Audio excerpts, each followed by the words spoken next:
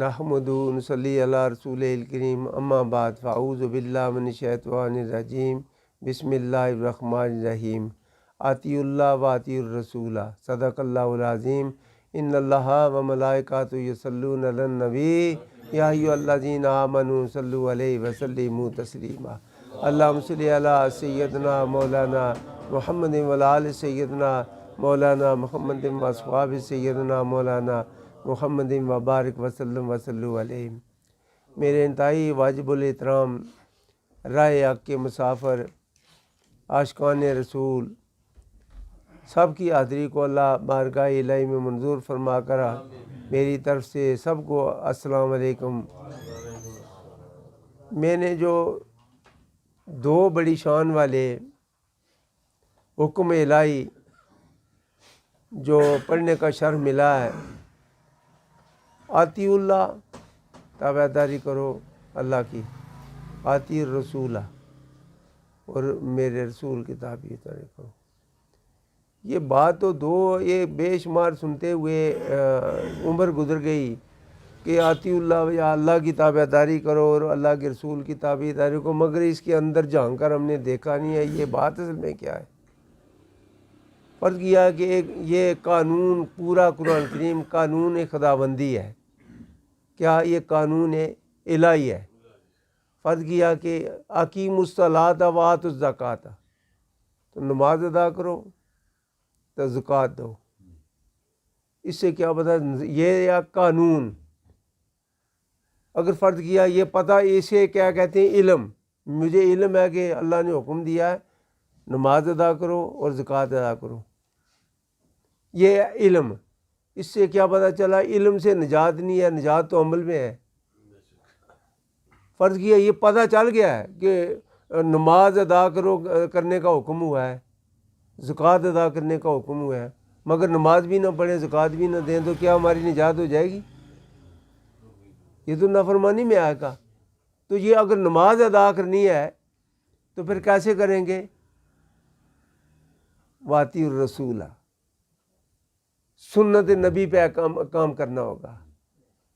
پورا قرآن کریم، تمام جتنا بھی قرآن کریم ہے سب یہ قانون کی ایک کتاب ہے، مگر اس پہ عمل برآمد کرانے والے نبی پاک صلی اللہ تعالی علیہ وسلم ہے۔ اطیعوا الرسول، اگر فرض کیا زکوٰۃ کا کوئی ذکر آیا ہے وہ زکوٰۃ ادا کرو، یہ قانون ہے، علم ہے، اس پہ عمل کیسے کرنا جو میرے آقا حضور فرمائیں گے، اس کا یہ شرح ہے، یہ قانون ہے، اس حساب پہ ہم زکوٰۃ ادا کریں، پھر آگے سنت پہ۔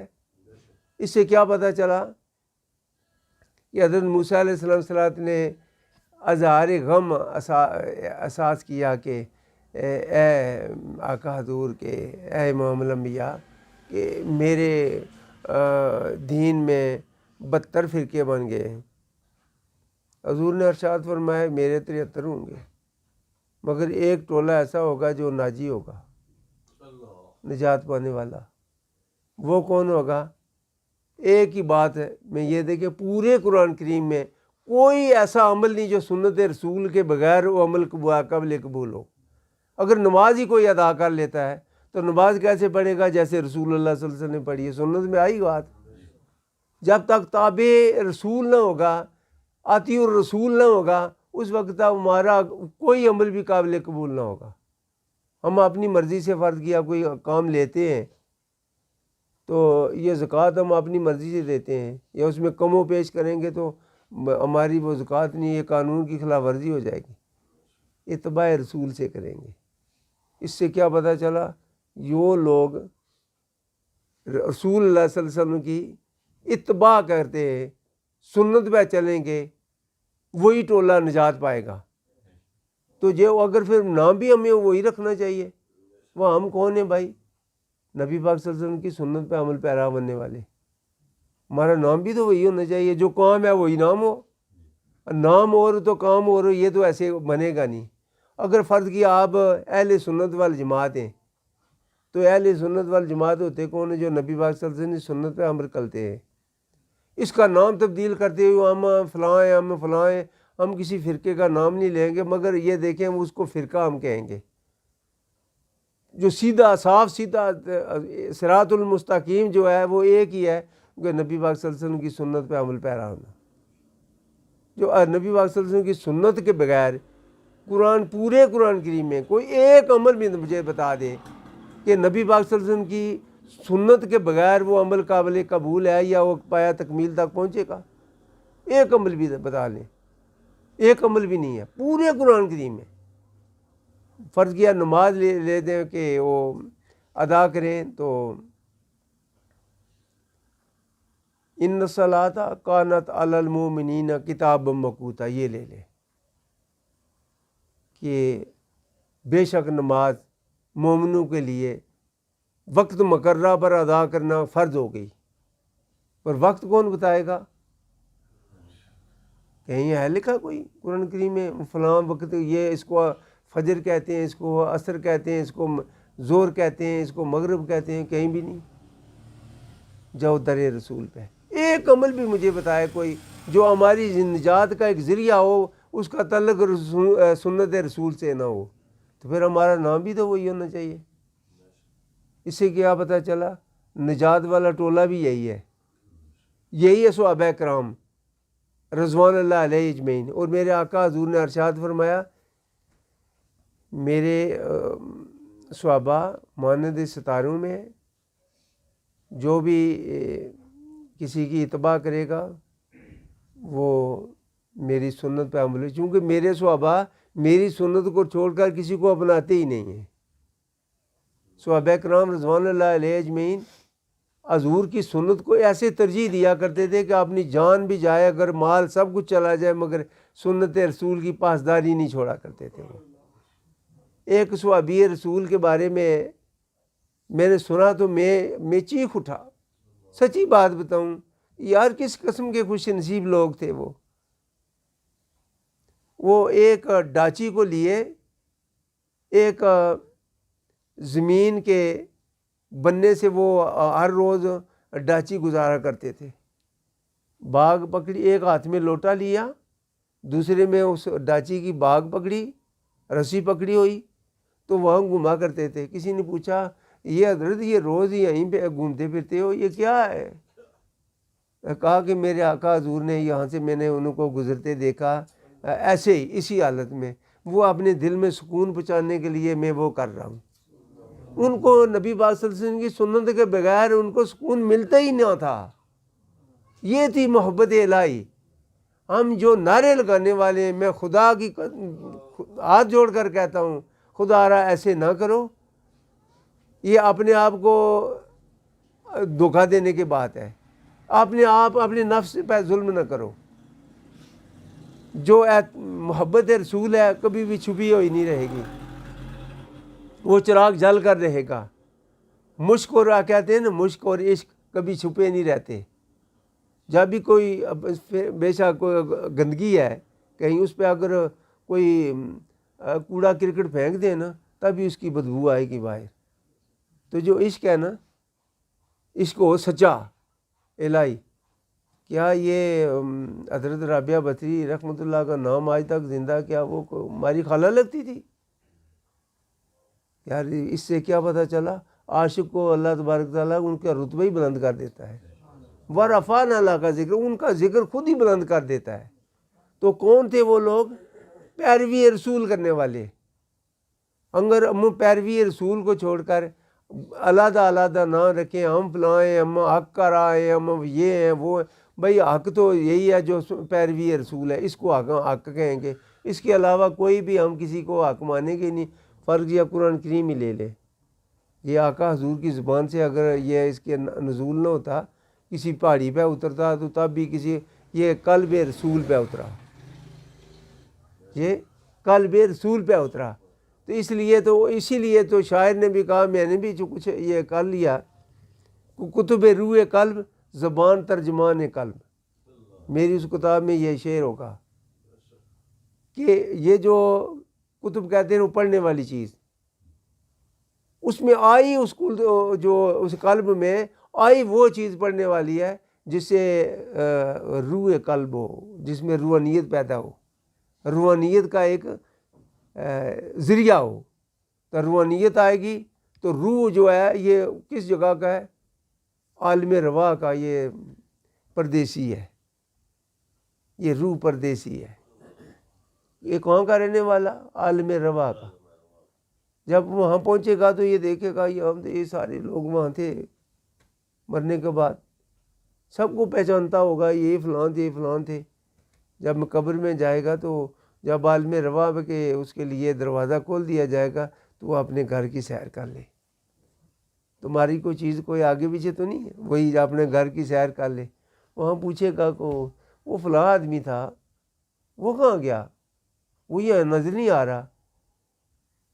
تو جب وہ تلاش کرے گا اس کی، وہ فلاں وقت میں وہ فلاں آدمی تھا، فلاں آدمی تھا، وہ نظر نہیں آ رہا، اس وقت کہے گا ہائے افسوس، وہ تو دوسری طرف چلا گیا۔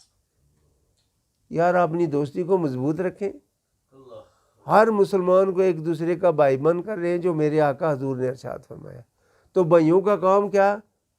جو بھائی کام کرتا ہو وہی کرے، ان میں اختلاف نہ ہو، ان میں جنگ و جدل نہ ہو، ان میں یہ نہ ہو کہ ہم میرے آقا حضور نے ارشاد فرمایا تم اس مسلمان سب ایک دوسرے کے بھائی بھائی ہو، چاہے کوئی کہیں کا رہنے والا ہے۔ تو ہم بھائیوں کی طرح رہیں گے تو پیروی رسول میں آئیں گے۔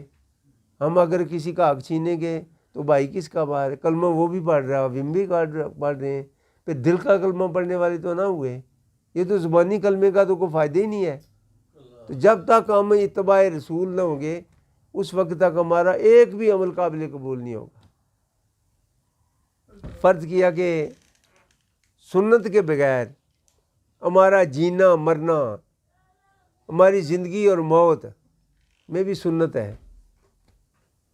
فرض کیا کہ کوئی بندہ پیدا ہوتا ہے تو اس کے کان میں سب سے پہلے سنت ادا کی جاتی ہے، اذان پڑھی جاتی ہے۔ یہ کون سی سنت ہے؟ جد رسول اللہ حضرت ابراہیم خلیل اللہ علیہ السلام، ان کی جب خانہ کعبہ تعمیر کیا تو کہا کہ یہاں ویرانے میں کون آئے گا؟ تو اللہ نے حکم دیا کہ اذان دینا تیرا کام ہے، پہنچانا میرا کام ہے۔ یہ میرا کام ہے۔ جو عالم روا تھے انہوں نے بھی سن لیا، انہوں نے بھی لبیک کا کہا۔ جو ماں کے پیٹ میں تھا انہوں نے بھی سن لیا، تو دیکھا وہاں ویرانے میں کیا شہر بنا ہے۔ وہ تمام مخلوق کے لیے نجات کا ذریعہ بن گیا۔ ایک نہیں، ہمارا ایک ہم مسلمان ہیں تو نبی کا کلمہ پڑھنے والے ہیں، تو یہودیوں کا خانہ کعبہ یا فرض کیا وہ بھی اس وقت طواف کیا کرتے تھے۔ وہ بابا تو ان کا بھی حضرت ابراہیم خلیل اللہ علیہ السلام، وہ ان کے بھی تو بابا تھے نا۔ حضرت عیسیٰ روح علیہ السلام کے بھی تو بابا تھے نا۔ تو حضرت عیسیٰ روح علیہ السلام نے ہی فرمایا کہ میرے بعد جو نبی آئے گے یہ سارے اسی کی امتی ہوں گے۔ بلکہ حضرت موسیٰ علیہ السلام نے یوں فرمایا کہ اگر اس نبوت کی اس مشکل ترین راستے سے گزرتے ہوئے جو میری زندگی میں میری اس منزل میں مشکلات پیدا ہوئی ہیں، اس سے اگر مجھے آخری زمان پیغمبر محمد رسول اللہ خاتم النبیین ان کی اگر امت میں پیدا کر لیا دے دیا جاتا تو میرے لیے اور زیادہ مفاد کی بات تھی۔ تو یہ تھا کہ اس سے کیا پتہ چلا؟ ہر چیز ہی اتباع رسول میں ملے گی۔ جسے ہم یہ کہتے ہیں کہ یہ ان کا اگر خیال آیا تو ہماری نماز ایسے ہوگی، یار آپ کی نماز ہے کہاں ہے؟ نماز تو ہمیں وہ ہے، نماز جو ہمیں رسول اللہ صلی اللہ علیہ وسلم نے ہمیں جو فرمایا۔ تو یا جب تک حی النبیوں نہ کہیں تو ہماری نماز ہوتی نہیں ہے۔ تو جب حی النبیوں کہہ رہے ہیں، اگر ان کی نبی کا ذکر کر رہے ہیں تو خیال کہ یہ دینے ہوگا یا کہیں کسی آسمان پہ ہوگا یا امریکہ ہوگا۔ جن کا نام لیں تو خیال بھی تو ان کی طرف ہونا چاہیے نا، کہ دل کی تھاک رہیوں سے میں سلام پیش کرتا ہوں کہ اس کو نبی پاک صلی اللہ علیہ وسلم کو۔ اس سے کیا پتہ چلا کہ ہماری نجات کا ذریعہ صرف پیروی رسول، سنت رسول۔ اور الحمدللہ ہمیں اس جماعت میں اللہ تبارک تعالیٰ نے داخل کیا، تو یہی ایک جماعت ہے جو سنت رسول اللہ صلی اللہ علیہ وسلم، جو نقش بندی ہے بات سے بات نکل آئی کہ میرے یہ جو کاتب ہیں کتاب کے، جنہوں نے انتھک دن رات محنت کی، اپنی نیند آرام کی، سکون چھوڑا، سکون بھی چھوڑا، بلکہ یوں کہیں کہ دنیا کو سے الگ ہو کر جب بھی کتاب کو لکھنے لگتا ہے، یا وہ سمجھے کہ اس دنیا سے وہ الگ ہو کر لکھے گا، ورنہ جو شور و گل ہے دنیا کا وہ تو لکھنے نہیں دے گا، اسے تھوڑا سا الگ ہونا پڑتا ہے۔ وہ ویرانے میں چلے، بستی میں رہ کر بھی اپنے آپ کو ویرانے میں سمجھیں گے تو پھر اس کی ریسرچ کریں گے۔ تو انہوں نے اپنا چین کھویا، سکون کی جو طلب تھی وہ بھی اللہ کی راہ میں قربان کی، دن رات محنت کی، ایک ایک لفظ پر سوچ کی، ریسرچ کی کہ اگر کل ہم دنیا سے چلے جائیں تو اگر اس میں کوئی جھوٹ لکھا گیا تو یہاں تو تعریف ہوتی رہے گی، وہاں تو مار پڑتی رہے گی، اس کا کوئی فائدہ نہیں۔ اس میں 1 روپیہ اگر کوئی فرض کیا، کسی نے کوئی خرچ کیا ہے، یہ صدقہ جاریہ میں ہے، وہ ممکن ہے 1 کروڑ سے بڑھ جائے۔ جو کروڑ روپے کی کوٹھی بنائی ہے وہ تو یہیں پہ رہے گی نا، مگر یہ وہ کتاب ہے جو مرنے کے بعد بھی یہ کام آئے گی۔ کوئی بھی اس پہ عمل کرے گا تو کوئی نجات پائے گا۔ تو میرے آقا حضور کی نظر عنایت بھی ہوگی کہ میری امتی کی بھلائی کے لیے انہوں نے کیا ہے۔ اللہ تبارک تعالیٰ بھی رحم کرے گا، میری مخلوق کی بھلائی کے لیے انہوں نے رحم کیا ان پہ، تو ان کی رہنمائی کی ہے، سیدھی راستے پہ چلنے کی ہدایت کی ہے۔